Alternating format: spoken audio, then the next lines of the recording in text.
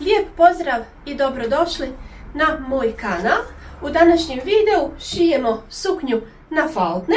Kako ja to radim, kako rasporedim faltne da su mi sve jednake, vidjet ćete i saznaćete u nastavku ovog videa.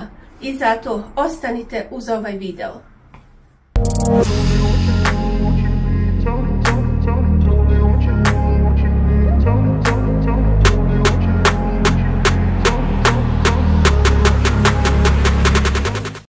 Pogledajte ovaj zanimljiv materijal. Znači našla sam samo komad, da kažem, za kupiti. Ovdje imam vjerovatno od stajanja malo požutilo. Evo vidite.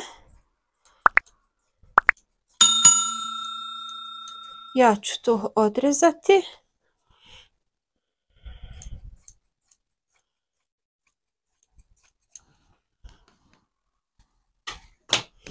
I treba mi za pojas. Ja volim da je meni pojas ovako malo deblji, tako da ću ja, evo da budemo tačni,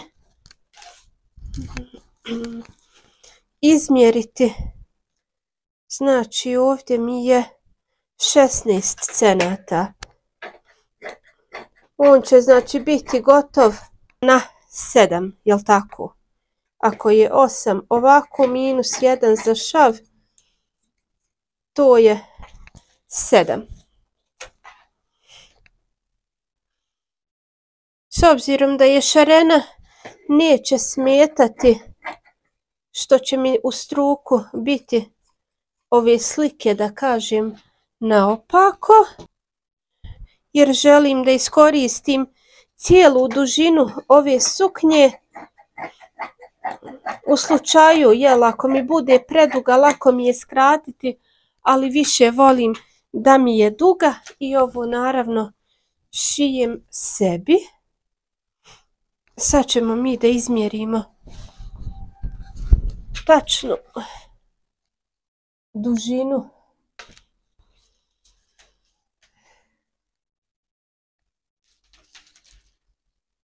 Znači ja ovdje imam 84 cm.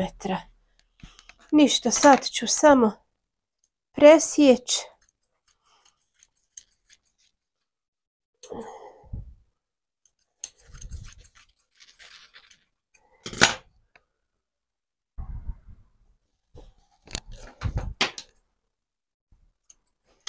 I kad šijete ove materijale, da kažem, morate paziti. Evo prvo se meni desilo da mi ode, jel, jedna strana gore, jedna dole.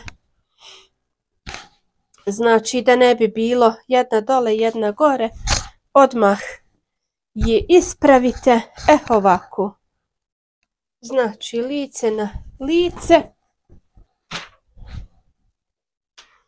I sad je vrijeme za mjerenje.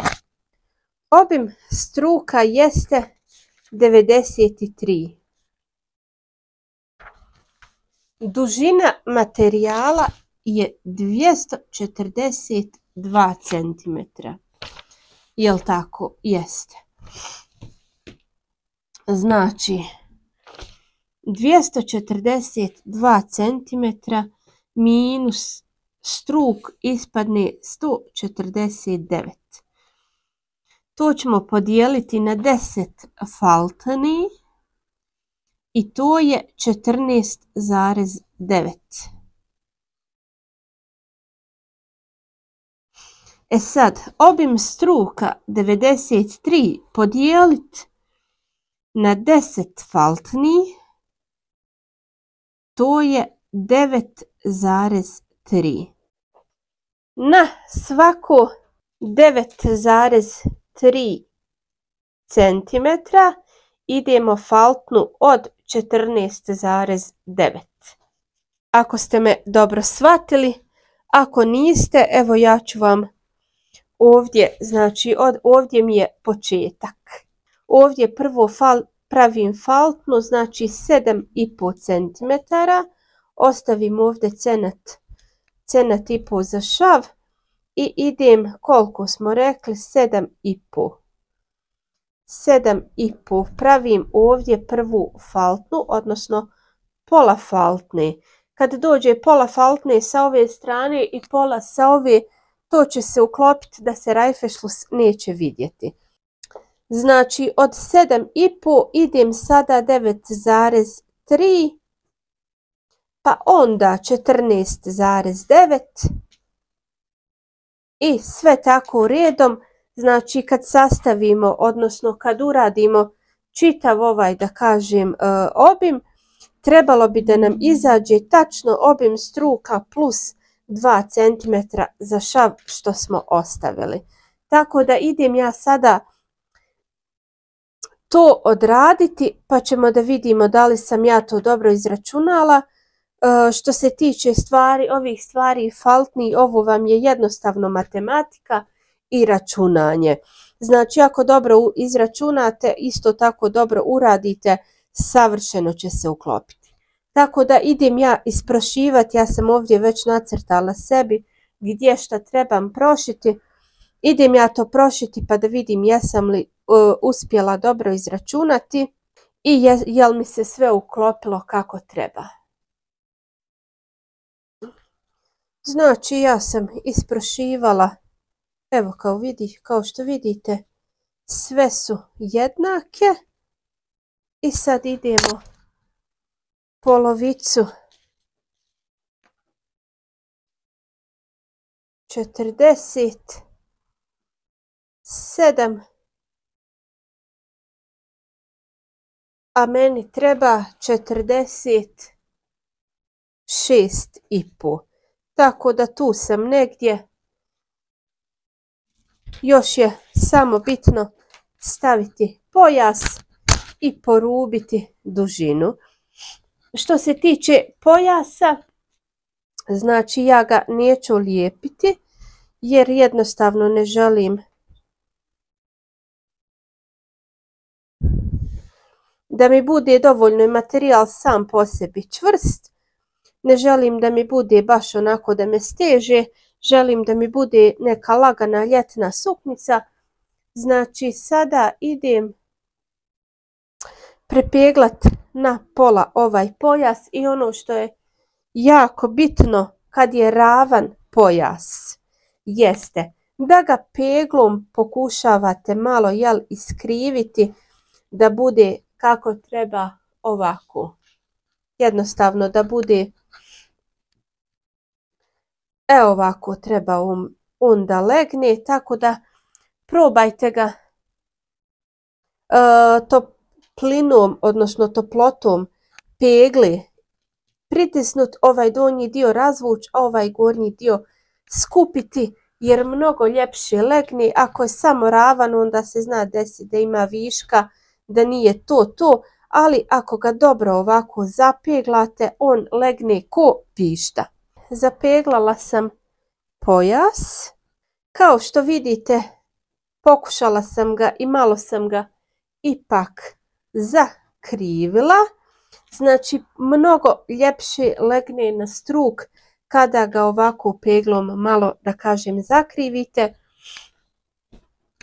Ja ću ovaj pojas samo našiti ovako pošto je jednostavno da kažem lagan, obraditi šavove i idem ušiti bijeli rajfešlus. I šta mi je još ostalo? Ostala mi je dužina. Ja ću je samo za početak porubiti, evo možda recimo 2 cm, pa ako mi bude duga da je mogu skratiti.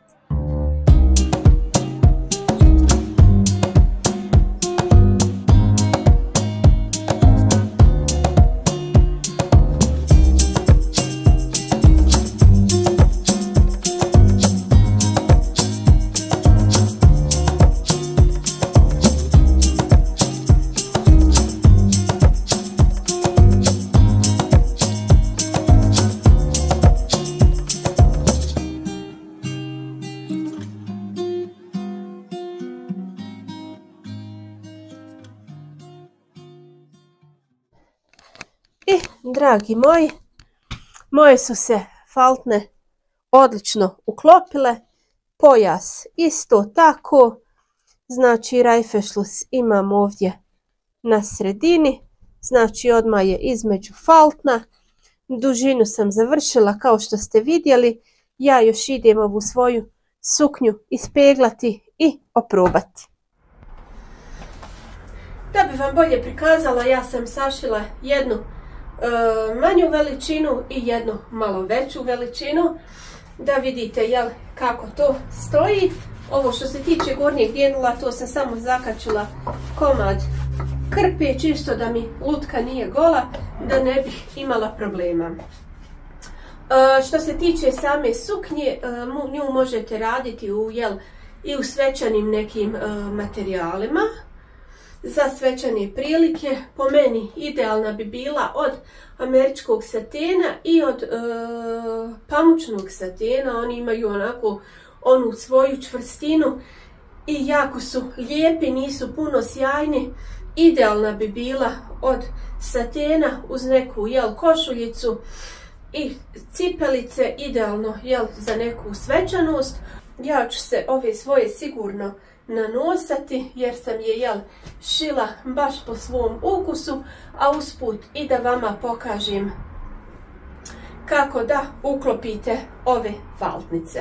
Toliko od mene za danas. Platite se na moj kanal, zapratite me na Instagramu, lajkujte ovaj video ukoliko vam se svidio, a mi se vidimo u nekom novom